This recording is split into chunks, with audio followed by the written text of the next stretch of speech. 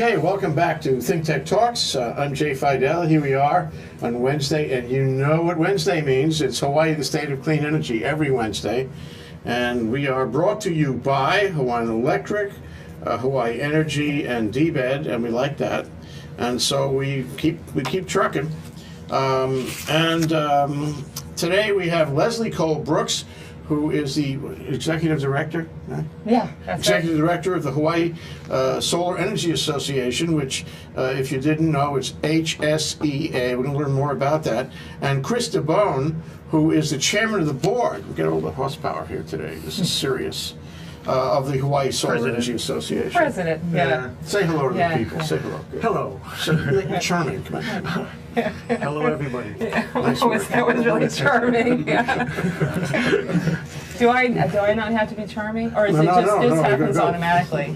No. Are we gonna do good? Oh, this is my chance. This is it. I can warm up into that. Okay, yeah. we're going to get. We'll talk with Leslie more soon, but suffice to say that the episode today is entitled "Meet the HSEA, Hawaii Solar Energy Association." But first, before we get into substance on that, anyway, we're going to talk to Keith Block. He's with Hawaii Energy, and he's got a thing about timers. It's all about timing. It's all about timing. No, generally we try and split up things with you. We bring you high-tech solutions occasionally, and today we've got a very low-tech solution. It's called a water cooler timer. And really all it is just a timer. But you know those bottled water coolers that everybody has and all the businesses have, and we tend to see them every day, but we never think about them. Those things are actually storing cold water in a small little reservoir inside, and hot water if you have those options, hot and cold water. But they're storing a small reservoir of hot and cold water inside those water coolers, and they're not very well insulated. So a typical non-Energy Star water cooler actually uses almost as much energy as a small refrigerator. So, and if you think about it, you only really need cold and hot water while you're at work, or if you happen to have one of these at work. So from 5 o'clock or 6 o'clock even till the next day at 6 in the morning, you really don't need those reservoirs to be hot and cold. So turning them off with a very simple timer can actually save half the energy that they use. Now, I know you're going to ask me for numbers. So No, first I'll ask you, how much energy does the timer use? the timer doesn't use very much at all. Okay, and just actually, checking. Yeah. That's the one question I didn't research because it uses so little energy that you really don't have to worry about it. Okay. But a typical non-Energy Star water cooler uses about 700 kilowatt hours per year, which in terms of our electric rates is about $200 worth of electricity per year. So, that's a lot of money. Now, one of the things that Energy Star and the federal government has realized is all we need to do is insulate those a little bit better and we can cut that in half. So they've come out with standards for Energy Star water coolers. So first thing to do is make sure your water delivery company gives you an Energy Star water cooler. And then the second thing to do is time it off when you're not there. And if you want to do that, we can provide you with a free timer. So we're distributing these through the water cooler companies. Right now, the Menahunis and the water cooler companies will actually deliver a water cooler timer out to you if you're a business. Wow. And if you're not, you can go to our webpage, hawaiienergy.com/timer, and it'll tell you all about the program, and it'll give you a selection at the bottom where you can go directly to a web page where you put in your address and we'll have a timer sent out to you. Keith, have you seen the timers? I mean, have you inspected them yourself? Yeah, they're actually very pretty. They're colored green because they're saving green energy. For green, of course. Green for saving energy, and they're very easy to use. We have them pre-programmed for off at 5 o'clock at night and back on at 6 the next morning for a typical office. But they are programmable, so if you want any other time, you can actually program whatever time you want into them, but preset for a typical office situation. So, and you can install them yourself. It's not a big thing, huh? Yeah, in fact, it's as easy as unplugging your water cooler, plugging in the timer, plugging the cooler back into the timer. Let me see if I get this straight. You will give me, or in a case of a business, you will deliver to me a timer at no charge because you like me. That's right. And it's so cost effective to time them off. it's worth giving them out to save that much energy. Fabulous, fabulous. Another fabulous thing. You know, they don't sleep, these guys. At 2 o'clock in the morning, they're doing brain sessions to come up with these programs. Fabulous, Keith. Thank you so much for coming down and for sharing that with us. Thank you, and thank you for inviting me. Come back soon. I will. Promise me. I will. Thank you. Okay, we're going to take a short break now because we want to rearrange the deck chairs. This is Think Tech Talks, Hawaii, the state of clean energy. Meet the HSEA, Leslie Cole Brooks, and Chris DeBone. We'll be right back after this short break.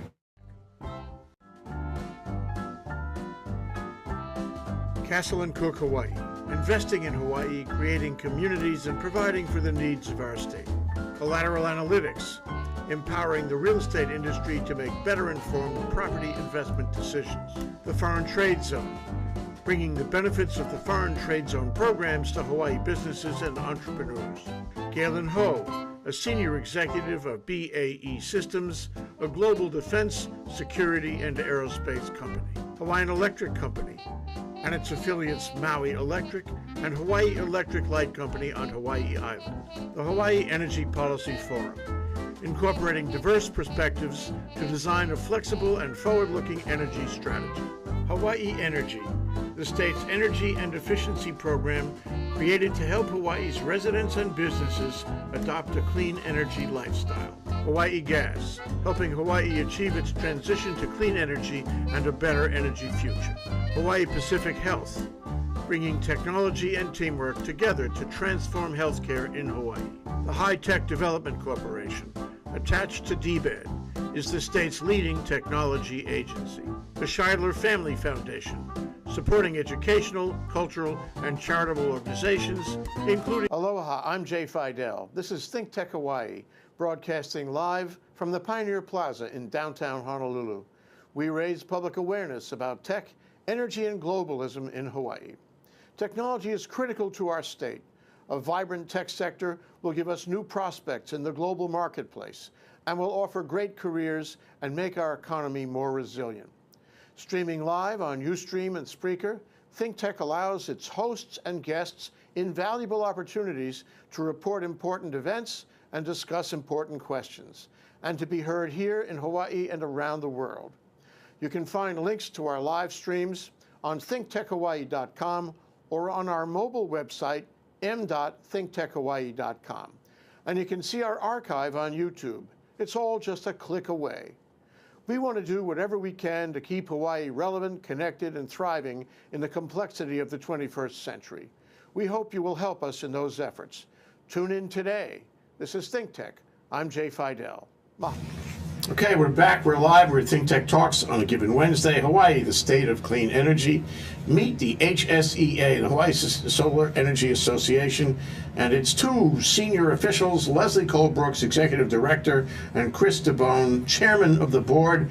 And let the record reflect that Ray Starling of Hawaii Energy has joined us at the table in the absence, I suppose, of Sharon Moriwaki, who is busy. Yes, she's Always. missing the party. Thank you for coming down, Ray. My pleasure. Okay, so the first thing is, what is this HSEA? There's a lot of solar stuff happening. It's clear that in the past 5 years, even going back to 2008, you guys have exploded with installations, with generating a lot of electrical energy, the whole state is watching you, involved in your process. You are of top priority with the legislature, the PUC, the public, the utility. Everybody's watching you. How can you stand the pressure? I don't understand it. This is the biggest thing that's happening in energy. Nobody will disagree with that. And I need for you guys to explain how you did that. Why, what the factors were that made that happen, what the challenges are. I'm sure you can discuss that. and how you want me to talk about how I can stand the pressure. And how this is going to happen going forward, okay? We need a path from you.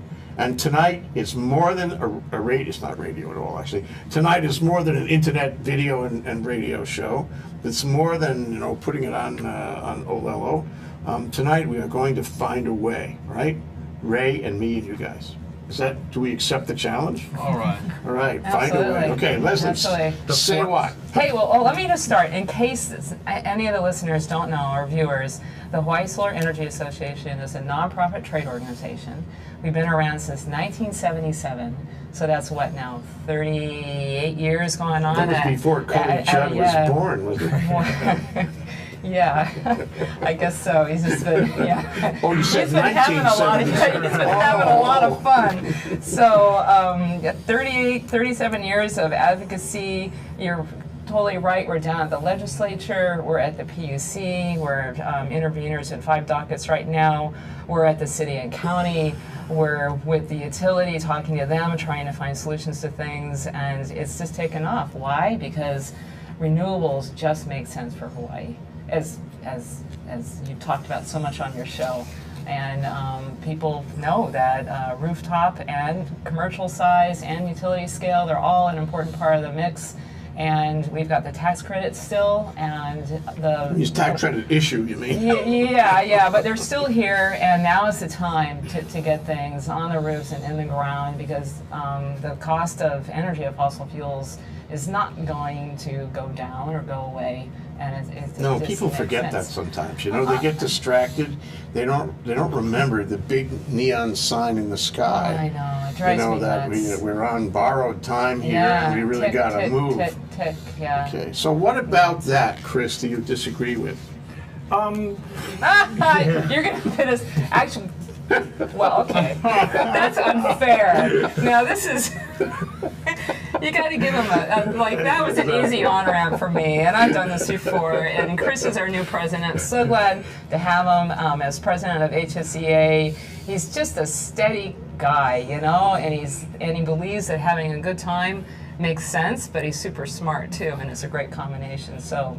Well, thank you. So yeah. So what Yeah, part of that no. don't you agree with? Well, just going back to HSEA, it started with solar water. I mean, solar water, we have to Yeah. remember where this all started. It was in solar water, you know, demand side management, reduction.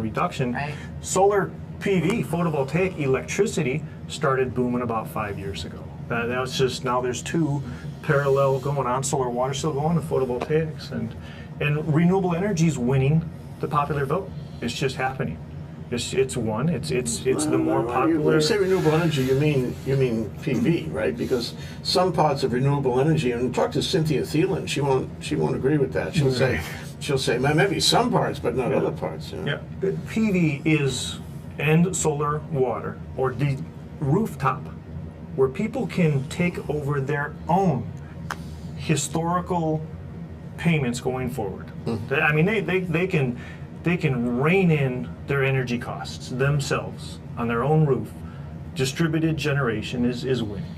What does that say? The Hawaii Energy Connection. Connections. Is that a solar installer company? Yes, it is. Yep. Okay, so So the you're board in the right members. place then. Oh yeah, the board members.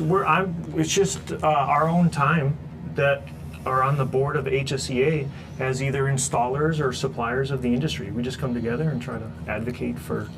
Okay. Well, are you the sole advocate? Because I have a recollection that Mark Duda and a coalition, right? Is that still happening? We've got a solar coalition and also the Solar Energy Association. Are they in the same space? I don't know. Same space, yes. Yep. Yeah, Same goals, Yeah. just different associations. So when you go into the legislature on something, you usually find both of them there taking a position. Things. Yes. Okay. Although we advocate for solar hot water as well as photovoltaics, and PV Coalition is The coalition is only PV. Is PV, and doesn't have the history that HSEA does back to 1977. So that's different too. Okay, so will you agree with me that we're at kind of a crossroads?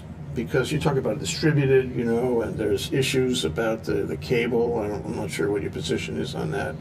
And there's issues about the solar credits, and there's issues about interconnect. We're at a kind of an intersection where all these issues have popped up. No wonder you have all these things happening, and you have to talk to so many people, and that's why we're here, to resolve all of them tonight. It's amazing how this works, you know. The power of think tech. Kumbaya. Thank you. That's later. Right. We get to sing later. Okay, so Yeah. there's a few issues. Let me identify them, and you can, say whatever. First of all, the interconnect thing. Now, you know, there's been all this talk about how, the utility's big bad guy and doesn't want to allow interconnection. But, you know, don't you agree that there's some point where you can't spill all of this, what do you call it, net energy metering power back on the utility? There's some point where it goes bad. You agree with that? Where is the point? Well, that's what we're trying to figure out, right? And that's why the interconnection bills, so there's 2 interconnection bills right now for grid modernization at the legislature. Well, tell us how that works. What does that bill say? And so there's one in the Senate, one in the House. The one in the House is the favorable one because it gives more detail as to how it is. It's proposing that a docket be picked up by the PUC that really focuses on interconnection and what to do about the technical aspects and what to do about the cost-benefit aspects. So, you know, if we had every single rooftop had PV and there was more energy generated than there was load, then there is an issue, right? Because where does it go? It's not like we export it to another state. But what if you had battery storage where you could absorb that excess energy and then sell it at peak load in the evening? Or what about the fossil fuel generators that we have that are being mothballed? That they don't need them anymore because the load has been reduced because of rooftop and because of efficiency and other things. So I know we just have this hour to solve the problem. At the PUC? I mean, I'm fresh on this, really. Is that the way you start a docket? I mean, I always thought that somebody came to the PUC and said, we just, like to file a paper to start a docket. Or the PUC decided of its own motion, the way it did in the investigation documents on dockets on cable and I think on Big Wind. Last summer it decided to start a couple of dockets, so it did it on its own motion. But I don't understand. You went to the legislature and said, we want you to pass a statute requiring the PUC to start a docket. Is that new? I don't know that it's new, but it is one way because the legislature is the boss basically of the PUC, right? The PUC is a creature of the legislature. I don't know if creature is the right word to use. Maybe not boss either. But maybe not boss, but they give direction to the PUC, and the PUC is, was created through a legislative process. So it is one way. Well, it seems like the people, the power of the people, right? More and more legislatures were getting calls from frustrated consumers trying to interconnect and having more of an issue. They talk to the Solar Association, they get the phone calls, they're trying to please the people in their district for hey, there's a real problem, what are we going to do? It's their job and duty to be able to help. So why what doesn't the PUC just do this? Well, that's the question. I mean, did you try? Did someone try? Did anybody try? I mean, would they say no? Well, obviously they haven't opened a docket to consider this, as you're asking the legislature to mandate, but they're juggling a lot of balls right now. Don't they feel this is important? Well, it is important, but I'm saying that they understand the issues very well, and they have their own ideas about how they think they should resolve them. And I'm not speaking from actual knowledge, but I'm just saying that they're looking at the big picture. They read the newspapers. They understand the issues that are out there. But they have their mechanisms already in place to be looking at these issues and coming up with solutions. And there's so many things going on right now that I think to some extent we need to let the PUC sort of decide how they think it all ought to come together. If we have too many, and a lot of times you see the legislature will start out with mandating something, and in the process of the legislative process, they end up with making recommendations, because it is in fact the PUC that has the responsibility for making all this work out. Mm-hmm. But what strikes me is that this is, I mean, I think all four of us and everyone out there will agree, it's a big issue. This is is the Yes. this is the logjam issue, Yes, it is. and we have to get through this one way or the other. We're going to get through it tonight. Yeah. Tonight. Oh, I'm so glad to hear that. You know, But wait, but why then doesn't the PUC put this at the top of the priority list? I think that's the question. Well, yeah, and yeah, it's been yeah. years of people trying to figure out, and the frustration of you hear the argument all the time from people and just the general public, John Q. Public, saying, haven't they not known this was coming? It's been 4 or 5 years of exponential growth, and why has it not kept up with the grid modernization of bringing it up to? Now you're talking about HECO. Yeah, but the I'm talking PUC about the is still- legislature and the PUC. You know, and that- one of the things we there's talked another about is key who's thing really there. in charge on this. And point. that's part of our discussion tonight is where is the leadership? Who should we look to? Who is the person who, starts the play? Where does it come from? Anyway, sorry. So, sorry. You go I ahead. just wanted to, another aspect of this bill is that it gives money to the PUC to do the study. Because a lot of times, it seems like with a lot of legislation, there's an unfunded mandate, right? Like, go forth and solve this problem. But if you're going to look at, for instance, modernizing the grid and asking these questions and doing the analyses, you need experts to come in. It's not something that the average person has the answer Are to. you saying that this docket, the one you're This seeking in this bill, legislation, it's like Passover? Why is this docket different from all the other dockets? Is there some difference that we need to understand about this? Well, money is being allocated but they to have this. a lot of dockets. They don't get special appropriations for the other dockets. You want to give them money on this docket. Why is this docket different than the other dockets? Probably because the interconnection and the You're making level the of the bill, grid so you is, know why, right? But what is it? Because things have really kind of stalled out because of our interconnection. We're supporting the bill. Yeah. We didn't make the bill.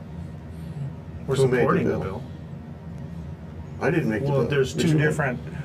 There's two different bills. Did you make this bill?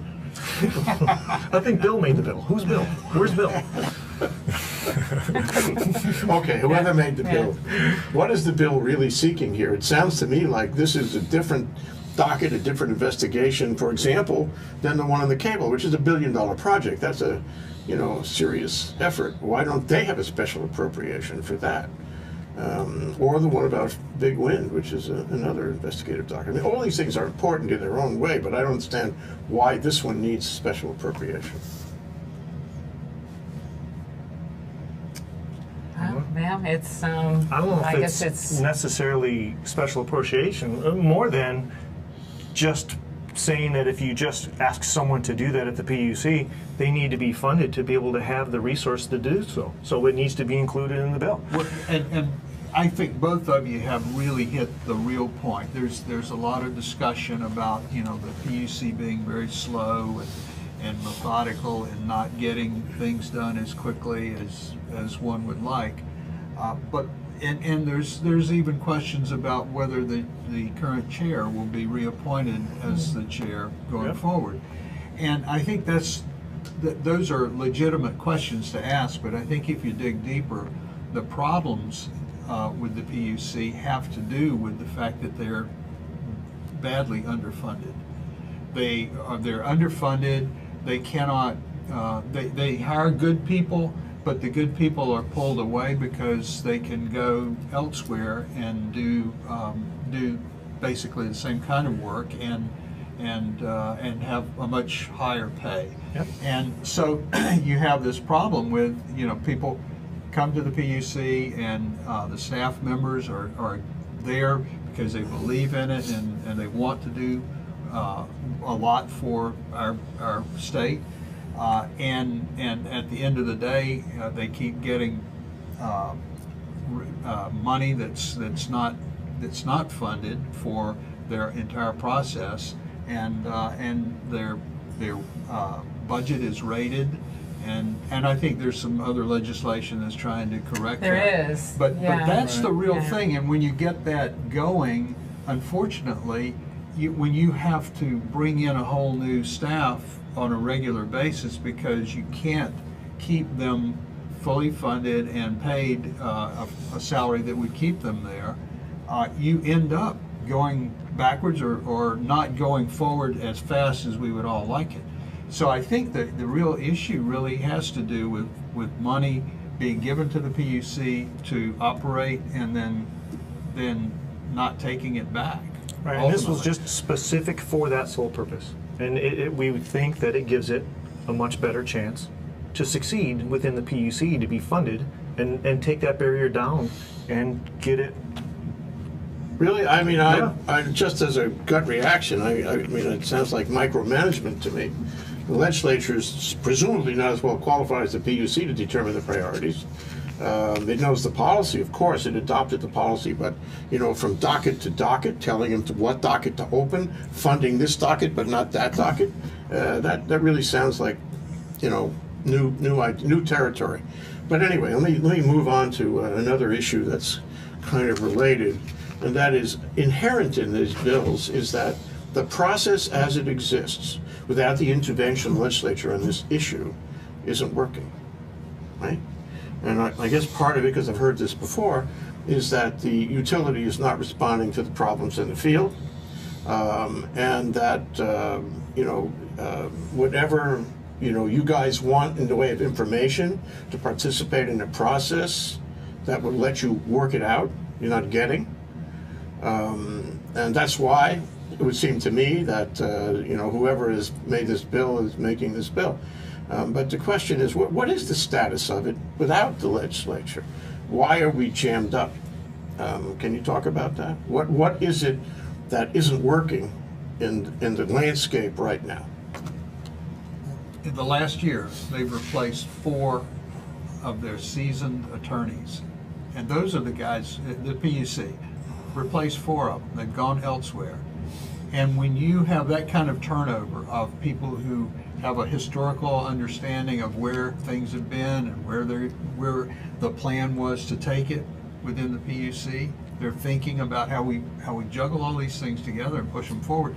When you take their seasoned people and allow them to leave because the work environment in terms of so much work to do and not enough people to get it done, then you basically stall everything that's going on. So you can feed you can give special appropriations for just one thing, but if you don't fix the underlying problem of enough money to make the whole process work well, I don't think you're going to solve it, because you'll fix one thing, but all the other pieces have to come. What isn't working?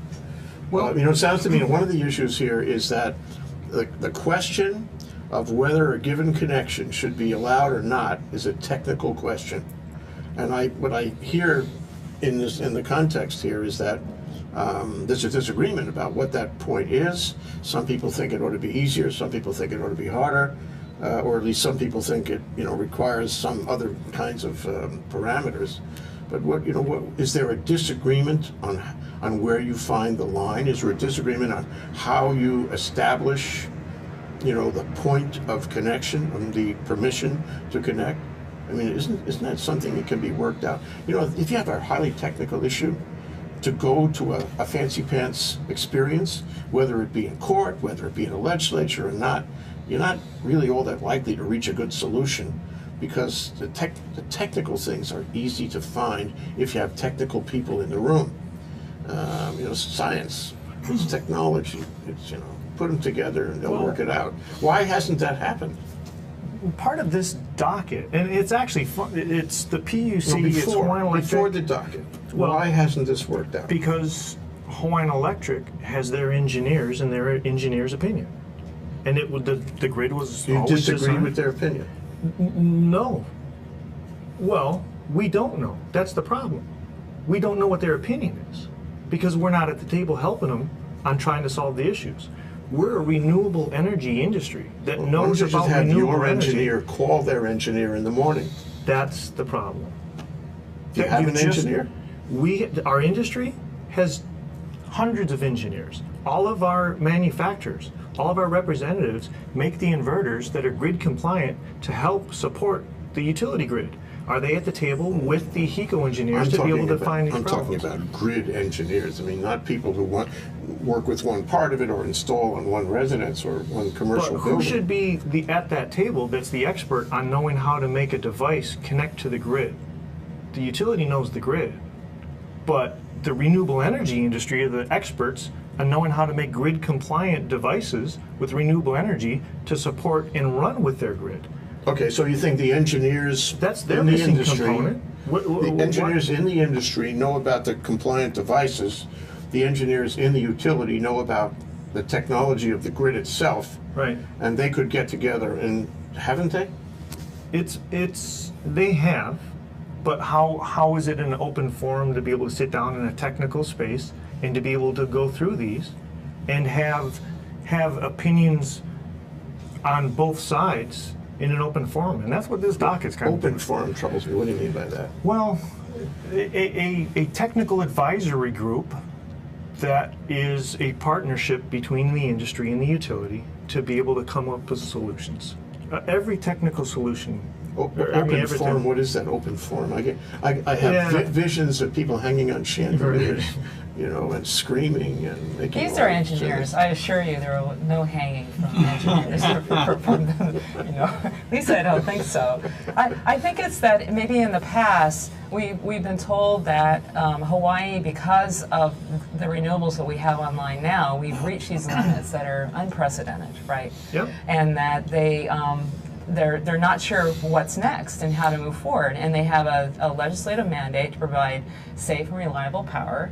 And the question is, well, is it safe and is it reliable to move forward?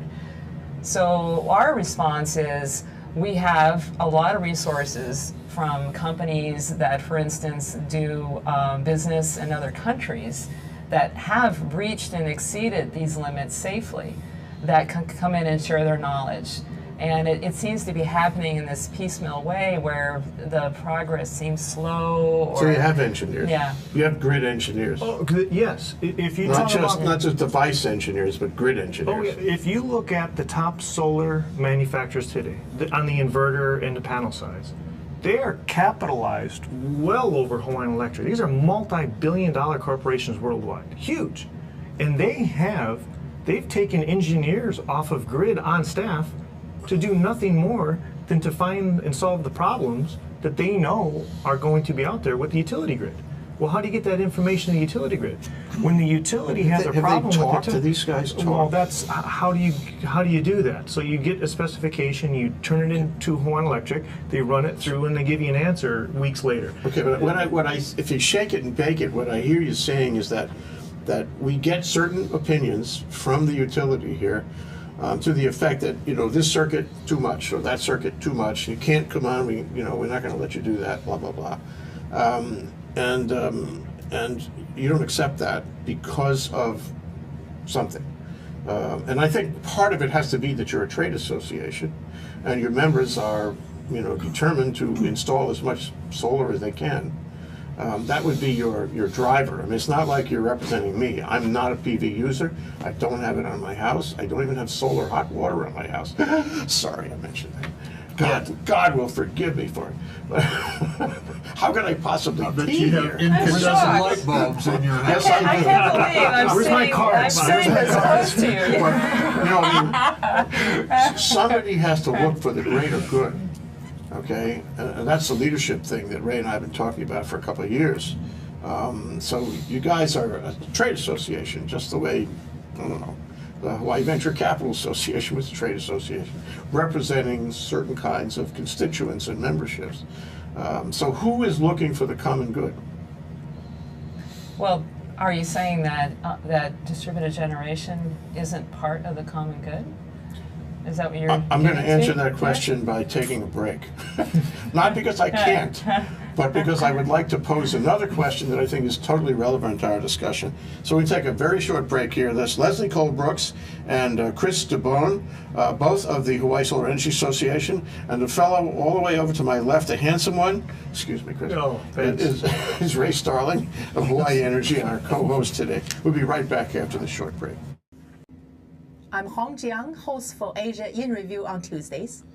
And I'm David Day, host for Asian Review on Thursdays. Both of us broadcast our respective shows at 4 p.m.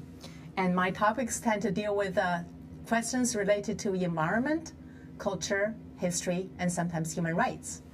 And my shows tend to be on international business, foreign policy, geopolitics, and national security. And you can watch our shows live on the ThinkTech website at thinktechhawaii.com.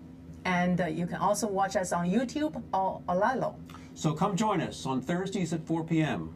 I'm David Day. And on Tuesdays at 4 p.m., I'm Hong Jiang. Aloha. Incandescent bulb. Must be. Like you did in here. Okay, we're back. We're live. We're not kidding. This is Can't believe it. Think Tech Talks, Hawaii, the state of clean Yeah, energy here LEDs, on a yeah. Wednesday. Oh, they're bright. And we're meeting the HSEA, the Hawaii Solar Energy Association, excuse me, with Executive Director Leslie Cole Brooks and Chairman of the Board Chris DeBone. So the question I pose to you is about my problem. I'm kind of hypothetical, but I'm real too. I don't have PV. Actually, I have a lot of LEDs in my house, but that's not relevant right now. And I pay a big bill, okay? And I'm one of the old-fashioned guys. Sorry, forgive me. But the question is, as the number of PV installations goes up, I mean, you've probably heard this 1,000 times. That means that the guys who are doing the PV are paying $17 a month or whatever the exact number is. I don't know. And they're selling to the utility at, what do you call it, at really the prime rate, the rate that utility is selling back to everybody else, but they're getting a pretty good rate on the net energy metering. The utility has got all this obligation to put all these pieces of equipment in to handle all of that PV that's increasing all the time. I'm paying for that. And I'm paying for the tax credits too, which are still in pretty much full throttle. So I'm paying for this, and this, all this stuff, and what am I getting out of it? I still have to pay $400, and I'm winding up. It's all on my back somehow, and they're 90% are me right now, and soon there'll be 80% and 70%, and as it goes down, I'm going to wind up paying a larger share. How do you answer that? Who's looking out for me? You guys looking out for me? Huh? Yeah, we are looking out for you. Yeah, I mean, there's so many ways to respond to that. First, the legislation, but I want to back up a little bit because we hear that a lot, right? All the time. That the rooftop person, so selfish, it's just them, and they're the only one that benefits. I'm not calling anybody selfish. Oh. I'm just saying that Other people are. No, So other don't- people are. Oh, not I'm you, just not saying you. You would I'm never say paying that, somebody else's- Yeah, you're paying I'm somebody paying somebody else's else's bill. freight. Yeah. I'm not getting any right, benefit right, out of it. right. So, and that's what we want to get right. down to. Are you mocking me? Oh, gee, So, don't get her started. I think so. Yeah, really. Part of the analysis of what are you paying for, and are there benefits to other ratepayers when we have more PV? And it's interesting with efficiency, because the PUC determined that when people use less energy through efficiency, all ratepayers benefit. And that's why we all pay the PBF on our bill, right? So if you live, say, in an apartment and you got a new chiller, we would all pay for that, even though you would directly benefit from it because your bill would go down, hopefully, with a more efficient chiller. But it's something that's been determined a benefit to all ratepayers because it's good for the whole state when we use less energy. So why isn't PV treated the same way? And then you look at the, what was it, just 3 weeks ago that the fossil fuel generator right down here in downtown was mothballed, Deactivated, right? And the utility said itself that it was in part because of the increased rooftop. So what would be the cost in 2014 dollars to all ratepayers to say we had to mothball it and now we're going to have to pay X to build a new one? But they don't have to do that because of the increased generation from rooftop. And that's a benefit to everybody. Well, And then it was I always think recently about something about how if you added some money on that $17 bill, you'd have to add money on that $17 bill to equalize this, make it fair. Would you guys be agreeable to increasing that $17 for the people who have the PV? Well, in fact, that's part of House Bill 1943, House Increasing Draft 2. No, of doing a comprehensive, transparent cost-benefit analysis so we can see what are the costs, what are the benefits, because we hear this so much, and we want to see what it is and what would be fair. But theoretically, you're not opposed to it. No. We're not. No. And Leslie and I talk about this all the time. We argue about it all the time. It's not a very popular topic within the association, and I'm in the business. I sell and install solar photovoltaic systems. And I'm one of the first people that talk about saying at some point, we're getting out of the first phase of solar photovoltaic grid-tied PV system, where it's just wild AC going in. It had to be a stepped phase to get into it. And with current inverter technology alone today, and storage. I mean, everyone's talking about storage. Where should it be? Who's going to pay for it? How's it going to be interacted? It has huge benefits to the grid. It benefits for all of the ratepayers that allows them to turn a photovoltaic system into firm, technically spinning reserve, which is an exponential value With to storage. the consumer. With storage. And even without storage. I know I don't know if it's the right technical format to get into it right now, but you can, with a grid-tied inverter without storage right now, firm it up. There's a lot of information on our technology to be Same able thing to with do the so. cable. The cable includes technology that would help firm it up. But going back to the issue of the money Right. here. So so theoretically, if you increase the see, I don't want to be the last man standing, right? That's the problem. Yep. If I'm the last man standing, I want to spend a fortune, to keep the grid working for the benefit of people who use it only some of the time. I think one solution would be to increase that, and the amount, of course, is difficult to determine. Another way is to take net energy metering rates that the utility pays back to the PV owner who sends them electricity, and lower them. Yep. To account for the fact that it costs money to run the grid. It's not an even exchange because the utility has the obligation of running the grid. And so that's the second thing. So you guys, is that part of the same calculation or is it a different Yes, calculation? or a hybrid of the two. Our industry, distributed generation, and the solar industry is now talking about we have to compete with the value of other renewable energy because it's now the cost to the ratepayer of everyone else on the grid. What is the value of PV to everyone else on the grid to lower costs for everybody? Because a photovoltaic system, you're not paying for a fuel to generate it, and you're not paying for the capital cost to do it. So there has to be a cost benefit to everyone on everybody. Somebody in a third floor apartment that can't put PV panels on, Sure. that is Or there's benefited. condos that don't have the benefit, no? Absolutely. And that's So somebody has to look at this and adjust things. Yep. And the third element that I can think of is the tax credit itself. Because if I'm not buying PV, I live in a rainy neighborhood anyway, I'm not so sure I should, but if I'm not buying PV, you can convince me otherwise if you like, then I don't care about the tax credit. And frankly, if you give me a little survey, do you want your tax money going to solar credit? I would say, not really, not after all this time. As credits are supposed to incentivize the industry up to a point, but not forever. So there's a sunset. I don't know when it's a sunset anyway. It's coming. And they've been greatly reduced. I don't know if anyone knows the reason why it's not up for debate this year. Usually every year it's up. There's Not a nothing bill, up right not now a single bill. because the governor Yeah. came up with a plan, Yeah. administrative rules that the tax department. Oh, this is the ones that everybody was so unhappy about last year. Yeah, but it's sustainable. And everyone kind of looked at them, let it get through that, oh my gosh, the world's ending and everything. It's like, let's really see how it impacts it. It's sustainable for the state. Yeah. It's economic growth. Yeah. It's been greatly reduced. When does it And, expire? There is no sunset date. Not on that, but the federal tax credit is due to expire at the end Okay. of 2016. Okay, so I'm legislation still- is ratcheting down over years. We as the industry said, let's tear this thing down so we don't come up to a wall. Is the and Solar die. Association like to see those rules changed? Wasn't there a bill to try to change those tax rules? Not this year. So you buy that? Well, yeah, it's you're done. on board with that? We said It's been made there's permanent. interconnection is a Yeah. much bigger issue, Yeah. and now how do we get the technical challenges and the fairness and equality for everyone? We have to get our industry, distributed generation, to support other ratepayers on the grid. And it's against PV farms, it's against wind, it's against everyone else. because it's going to come down to a money thing. Well, let's It's talk about gotta come storage. down You to- mentioned storage, and I think it's got to be a central element in this. The technology isn't here yet. We don't have storage that we really, really like.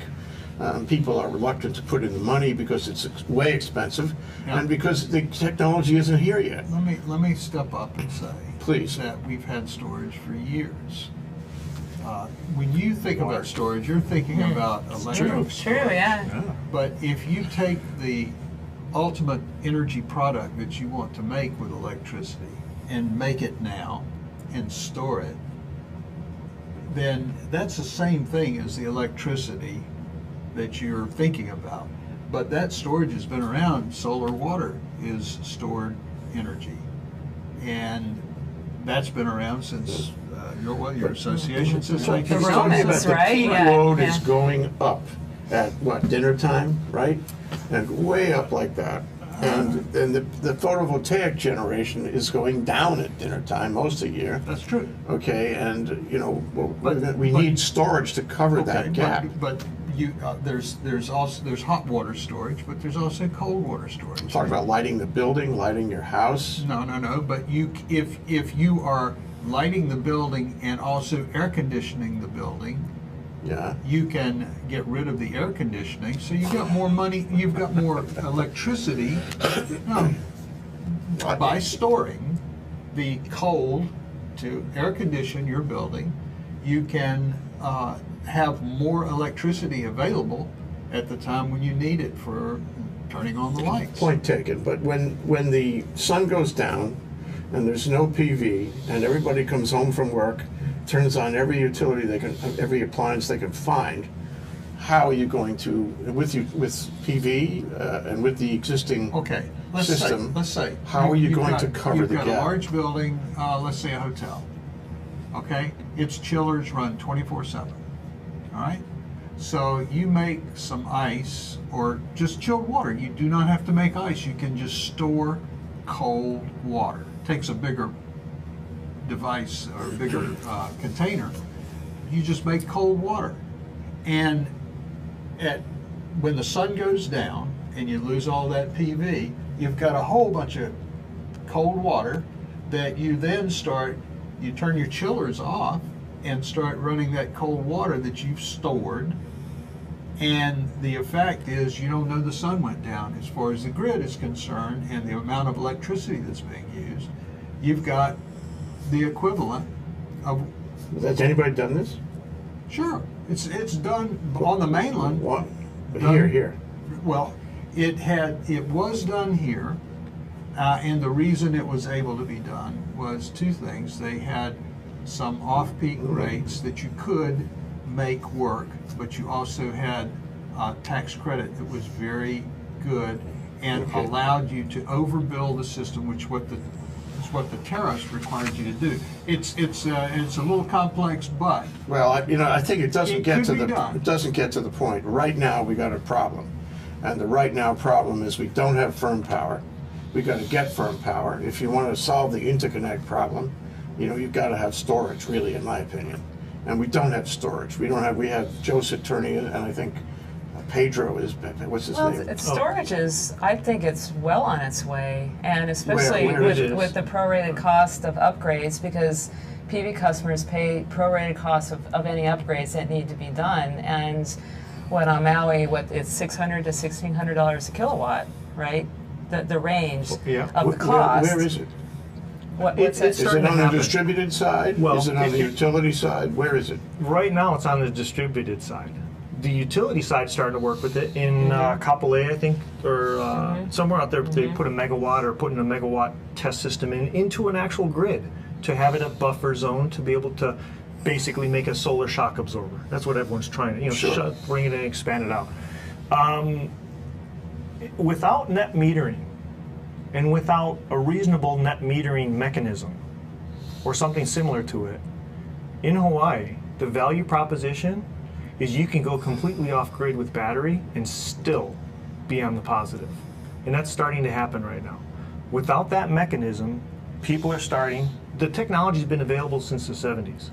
with a battery. Yeah, and people, for the residents. more and more people are already It's like starting to do it. $15,000 to start, actually. What are your HECO payments over the next 20 years? It's a math equation. That's the problem. Is that covered by on-bill financing? Is it covered by? On-bill financing is not a mechanism. Yeah. It won't in the initial stages, but the statute that set up the on-bill mechanism would allow that. Yeah. And I think eventually you'll see. So under GEMS, do you think? Well, yes, under Yeah. GEMS. If you look at the statute for the money that's the Public Benefits Fund, they expanded it greatly as to what you could use that money for. It used to be efficiency. Right. Now yeah. it's just about Right. anything that has the concept of clean and energy in it. Then you get which federal. includes You storage. get federal credit on it also. Yeah. Now you're talking about, as more and more people get off the grid, now your situation that you're talking about is becoming a reality. Yes. Because there's nothing that the utility can do about it. Because that's a lost customer off the grid not paying anything. The mechanism, the utility grid needs to be in place. It needs to be healthy. It needs to be sustainable. They are a value to the consumers, right? How do you Just has- how do you deal with Well, that? it's the value of solar. And this is not just in But Hawaii. if everybody gets off the grid and the grid's still there for guys like me, Well, not to, who's going to pay for it? we need a mechanism so that people don't have to do that. Any We do- ideas? Well, and that comes to the cost justification of the value of solar on the grid. We would argue that the value of the excess energy, even currently under net metering agreement, going out and allowing, so the utilities ramp up and ramp down all these power plants. They're not paying for the power going in, they're allowing them, they don't make 36 cents for every kilowatt generated at a power plant. They don't. Some get spinning reserve, all of these different things. Every kilowatt of excess that goes in, we're already arguing the fact that that value in there right now isn't a drain to other ratepayers. It's insignificant. At some point, as it gets from 90 to 80 to, as we chip it away so it's less and less or more and more renewables, there's that crossing point. And then what's the value proposition to be able to take the exported power into the grid to be able to resell it so that the utility is making a Storage. profit, they're there, and the value goes. Storage multiplies that factor. It's now a true. You guys in the Solar Energy It's- Association, do you favor distributed storage or centralized storage? The jury's out on that one. Personally, They're both distributed. important, But distributed solar that supports the grid, but the grid, I think, ultimately has to have some solar shock absorbers within there. But who's going to pay for it? And that's why I'm saying this should be distributed. Who's That's gonna why pay for I it? ask. Who can pay for it? Who has a value proposition to be able to have it within Let me pay for it. theirs? No, You no. want me to pay for it? I would. I think that's be unfair. Because it Let's isn't make- necessary unless. Let's make It Jay. isn't necessary. Yeah. One last question, and then we got to go because we're way over. Yeah. Okay, one last question, and is why not put a box on every PV installation, old and new, that includes an agreed algorithm, okay, that says at a certain point we're not taking any net energy metering. We're just going to ground that. We're not going to take it. Sort of curtailment on a unit by unit basis. And nobody really suffers except that the homeowner who would like to sell a lot of energy back to the utility wouldn't. Well, most And- people and- don't sell electricity. They But you just know what I mean. offset their Yeah, their total usage. Right. So I mean, but if you said, look, we can't take it past a certain point, we're all agreeing on what that algorithm says. We're all agreeing on how it should work, and everybody takes it. Old customers, new customers, everybody who has an interconnect, and you get it automatically. If And you there want to is connect, an option. you put the Yeah. Well, no. If you want to connect, you got to put the box on. If you want to sell power back to us, you're going to put the box on. And if the algorithm says no, not at this hour, not at these days, whatever it is, you don't sell in that period of time. So it's self-controlling. What do you think about that? Would you do that? They're already in development. Yeah, it's part of the mix. And this Yeah. is what Hawaii is leading In on. development where? In Hawaii. Why isn't it out there? You have to work with the utility and figure out what You the, wouldn't what the oppose that problems then? are. Oh, absolutely not. And if you wanted to keep the value of that excess solar, store it. If the utility says I don't want it, you store it and put it back out or use it later. You're not losing anything. You have the option if you want to capture that lost energy. Okay, last question. Sure. How is this going to play out? I think we already see. Oh, I wish we I knew, think we see but, already. you know. It's an overwhelming change that can't be stopped. It can be slowed down, but it's. How's it going to play out? I agree with you absolutely. I don't know. It will I don't be. know. The question is on what terms. It depends a lot on how the utility deals with it. They, if they jump out and take the lead in making this work, instead of letting it happen as it will, that would be a big game changer. If the utilities said, we're changing, really changing, we're going to become facilitators of as much renewable as we can get, and we're going to earn our living by making Would this you happen. would you put storage at the utility level, at the general level, the central level? I think it could go Both ways. and distributed, perhaps at substations. That would be a Many good place to questions do it. involved in this. Yeah. Well, you know. And sorry to I'll interrupt tell you your what, musing. No, I don't want yeah, you. yeah. Well, musing is Yeah, half the well, problem. yeah. Identify what you want to do. We're way over our time, but I think it's really interesting. We can go on for That's We hours. could come back in And we should overtime. come back. We should Yeah. come back and do this. But I wanted to offer you, Leslie, the opportunity to wrap it up, summarize it. What have we been talking about? What is You know, your what we've final been statement talking, my here? final statement just for today is distributed generation can be part of the solution. And we have so much to give and to offer, and there's so many options to be part of the solution for everyone to benefit. And for the powers that be to not see it as a problem, it should be part of the solution. And that's what's going to happen. Chris? I think that we're getting out of phase one of what solar does to the grid. Phase two is starting, and the whole world is watching Hawaii and what it's going to do. Now it's, again, I keep saying that word value proposition. It's what is it worth to the utility? What is it worth to the consumer? Now we need to get the fairness, the equality issues on the table. Add technology that's there and being worked on. It's a little bit of technology and a fairness issue would go a long way and set this as a model for all the, I mean, that's what everyone keeps talking about. We can be the model, we can be the model. We're becoming the model. It's already happening. Very optimistic. It should be faster. Amen. Ray, what do you want to say to close? Well, it's a great time to be in the business.